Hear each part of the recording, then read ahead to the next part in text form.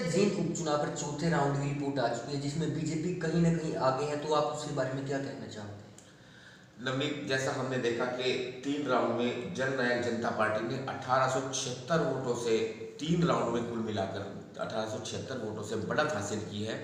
इसमें गौर करने वाली एक ये बात है कि ये जो 3 राउंड हुए हैं, तीनों ही गांव के राउंड रहे हैं। जैसे कि पहले से उम्मीद थी कि जननायक जनता पार्टी के जो वोट है वो ग्रामीण परिवेश में, ग्रामीण क्षेत्रों में जननायक जनता पार्टी के वेरी नेचुरल था कि उनको बढ़त मिल नहीं थी।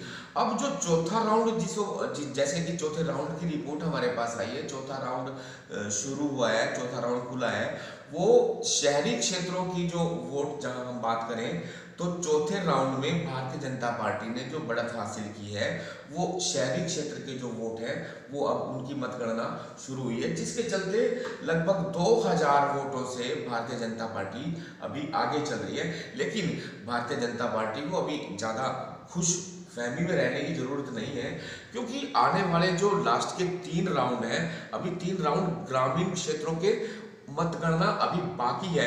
तो बहुत संभव है कि जो आने वाले 3 राउंड हैं, 11वां, 12वां और 13वां जो राउंड है वो ग्रामीण क्षेत्र का एक बार फिर से जननायक जनता पार्टी को मौका मिल सकता है।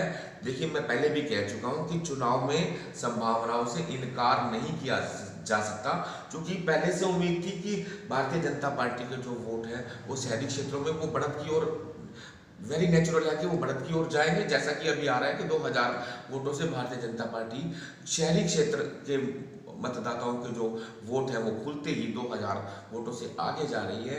तो अभी 3, 4, 5, 6 राउंड तक और भी भारतीय जनता पार्टी आगे जा सकती है। लेकिन जब 11, 12 और 13 अभी एक और संभावना है दिग्विजय के लिए, जननायक जनता पार्टी के लिए। तो इनेलो के लिए क्या कहना चाहोगे? इनेलो बिल्कुल पीछे चल रही है। इनेलो के लिए देखिए, मैंने पहले भी बताया था कि नई नेशनल लोकदल का चुनाव प्रबंधन जो है वो बेहद निराशाजनक था।